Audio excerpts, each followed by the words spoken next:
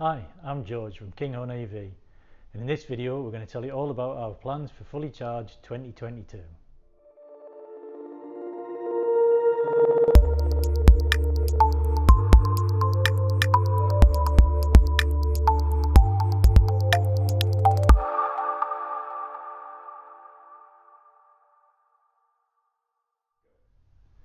So I'm really happy to tell you that we're going to be attending Fully Charged Live in 2022. That's April the 29th, 30th and May the 1st, and we'll have the Nissan New Bird with us and one other EV car, conversion car. To find out which one it is, you'll have to come along and find out, but please come along and join us. On Friday the 29th of April at the Fully Charged Live show at 2:45 p.m. I'm going to be part of the panel discussing conversions in the Mega Theatre. The title of which, hold on a second, I'm going to have to read this, is Engines Out, Batteries In, Creating Converts. Not Creating Convicts, that wouldn't be right. Anyway, if you want to hear that and you want to be in the audience, then come along to the show and find out what it's all about. To find out more about Fully Charged Live 2022, click the link in the description.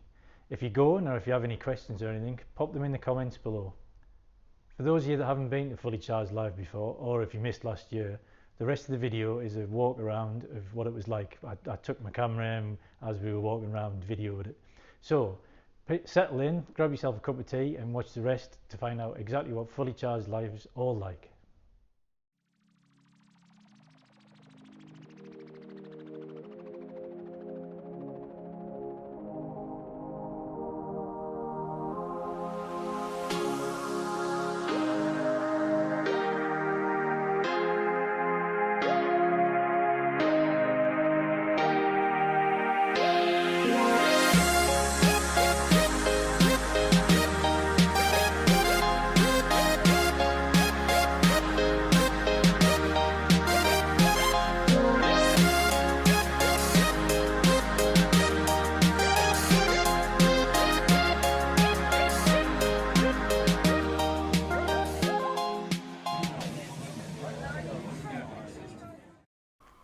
So if you've not been to Fully Charged Live before, it's a mix of electric vehicle displays and renewable new energy technology.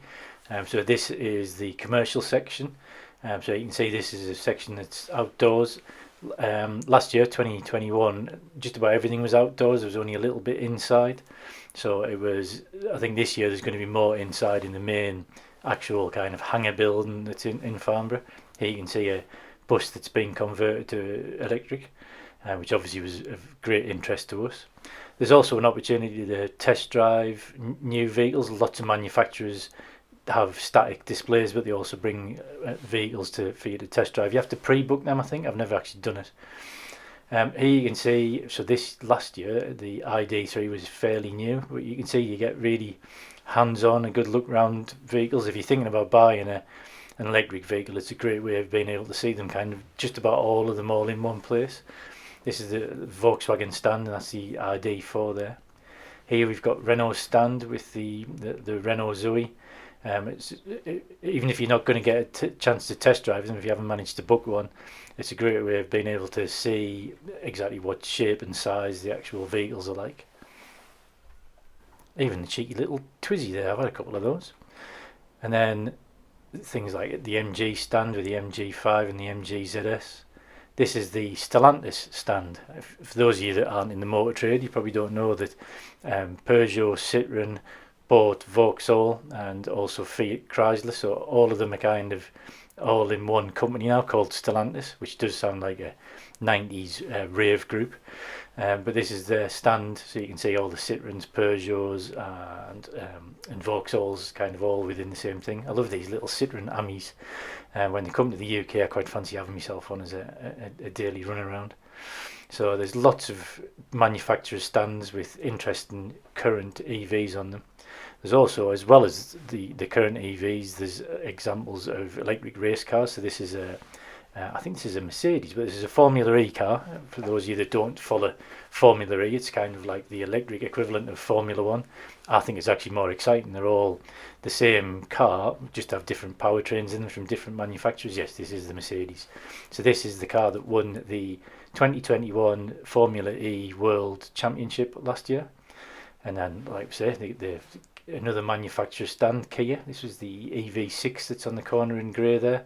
And I think the Kona next to it. Great value car, the Kona, at the moment on leases. I've seen them for kind of £350, £400 a month on a 2-year lease with sensible mileage. So if you're thinking about one of them, they're great. Here's, which manufacturer is this? Oh, Mazda. This is the Mazda's offering, which I've heard isn't massive on range, but is really good value.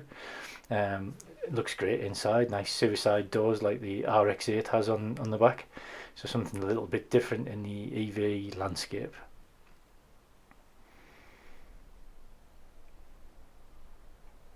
Then we have here, what we got? Oh, this is the American entry, well, as well as Tesla, the other American entry at the moment that we can buy in Europe. This is the Mustang Mach-E.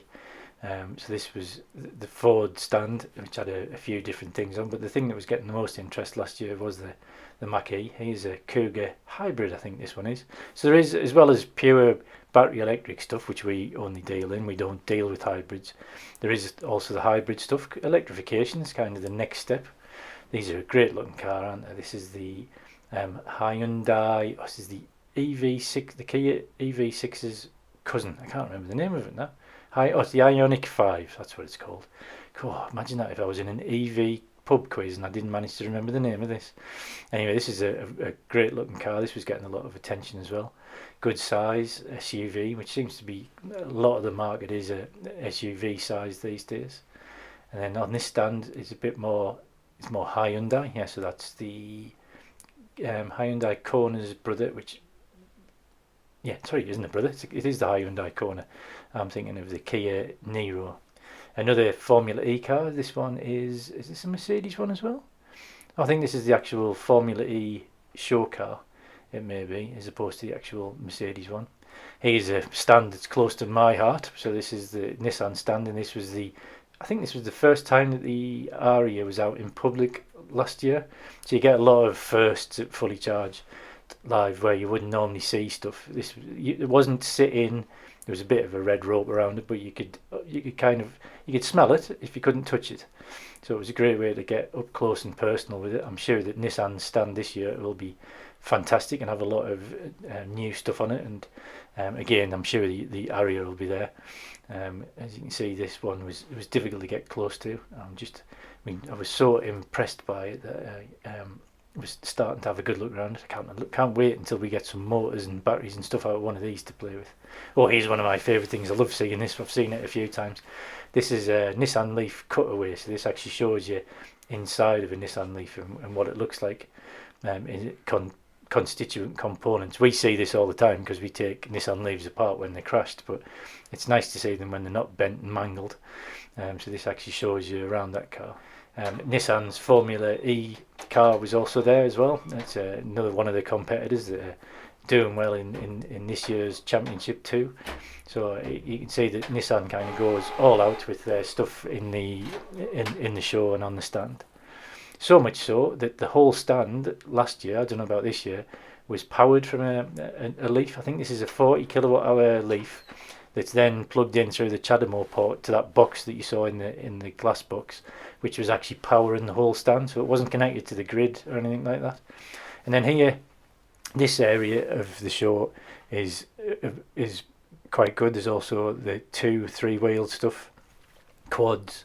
Last year this was right next to the EV conversion section, so this gave you a good place to have a walk around and find out what's available in the electric motorcycle world. I've driven the Zero motorcycle and a few other ones, Horwin, kind of, that's German, but a lot of Chinese kind of commuter bikes. They're great things if you've only got a short distance to travel, the kind of the small Chinese commuter bikes.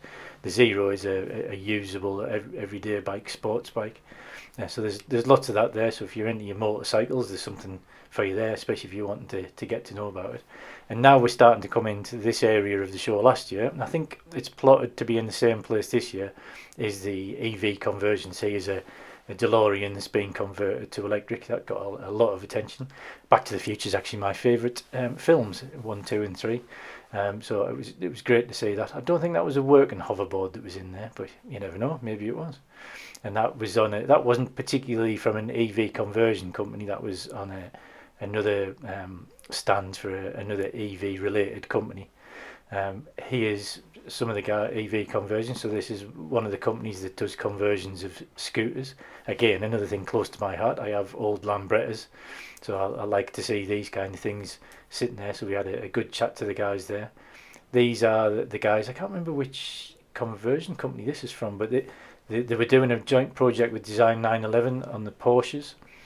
So you can see there the green 911 that's fully converted to electric. And they also were doing Jaguar. This was mid-build, so you could actually see a lot of the detail of what it takes to do and to change things, and some of the subframes that they use to be able to get the cars electrified. So that's really kind of really high-end Porsche Jaguar stuff, but it's not just high-end stuff. There's a lot of people bring the componentry that goes into making these EV conversions, so you get a bit of an idea of what they're like outside of the vehicles.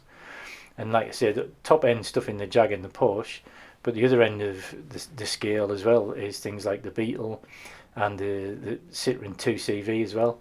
All cars lend themselves to be converted, especially classics. So here's companies that are doing kits and conversions of Beetles and 2CVs. Great looking things. A lot of the components are similar components to the ones that we use. Here's the stand for electric classic cars, which has had a few customers' cars on there. So the BMW, the Beetle, the Land Rover. So lots of different vehicles with lots of different motor and battery configurations, and some built for performance, like this Beetle is, and some built for day-to-day use with lesser power and more range. So you get to get a good idea. And if you are thinking about an EV conversion, it's great to come down and speak to all the EV conversion companies and see what they can offer and see what's possible, I suppose. In our world, anything's possible. It really is. The faster you want to go and the further you want to go, the more expensive it gets. But anything's possible, from right down to being able to squeeze a Tesla drive unit into a Mini, which is insane, really. If you think about it, you don't need anywhere near that power in a Mini. And to the Jaguars, more Jaguar E-types, they're getting converted to nice. I don't know if that's an early Porsche. I think it is an early Porsche. The blue one on the left-hand side there, from the guys from Electrogenics. They're nice guys. Again, from the sublime to the ridiculous and back again, there's such a swathe of different options in the EV conversion world. It's great at the moment. There's so many different companies doing different things with different cars and different solutions to the EV conversion side of things. It's a nice Carmen Giga there.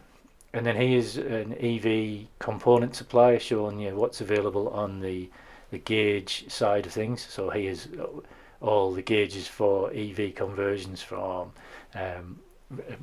speedometers to amp meters to battery state health boxes. I think this is a kit that is able to be fitted into Porsche 911s as well. So again, there's lots of detail stuff that's outside of the cars, so you can actually see what's able to be fitted. A lot of this stuff is only available for people like us, for conversion companies to fit for you, but it's good that you can kind of get an idea of what's out there, and then you can we could, if you have a 911 and you would like this kind of kit fitting in there, which is, I think, is about 450 brake horsepower, we can do that for you. We have a close relationship with the suppliers. Land Rover Defender, one that we get asked about regularly, and we're working on different proposals for Land Rover Defenders. The funny thing about Defenders is that they're a big chunky car, but there's not really a lot of places to put batteries and components and stuff. There's a lot of four-wheel drive system in there. Down to the Mazda MX5, and we had a MX5 that we were going to look at doing, but we've never got really around to it. And when we've looked at the shell, it's quite rotten. So we've kept a lot of things. We've got a lot of the designs that we did in the early days. And if anybody wants an MX5 doing, then we can use the kit that's supplied through these suppliers at zero, or we can custom make you something, whatever you like. But it's a great little modern two-seater sports car that is just brought to life even more with electrification. And back to motorcycles, lots of different ones, lots of different options, off-road, on-road, and the ubiquitous Tesla Owners Club. They're great, the guys. Every year just about ferry people around, give people rides in Teslas. It's great the first time you get to see Model X do its dance with its doors and all the music that it plays. So yeah, so that's kind of a taste of what Fully Charged Live's about. There's more stuff. There was more stuff inside. You can see the big grey building behind that had a lot of stuff inside. We didn't get much filming of that. The stands for this is just to give you a bit of a taste. Charging companies, anything to do with renewable energy and electric vehicles, there's something there for you. So yeah, if you've never been before, get along. If you have been before and you've never been to Farnborough for the outdoor one, this gives you a good idea. So we'll be there with the new bird and another car. So please come along. Hope to see you there.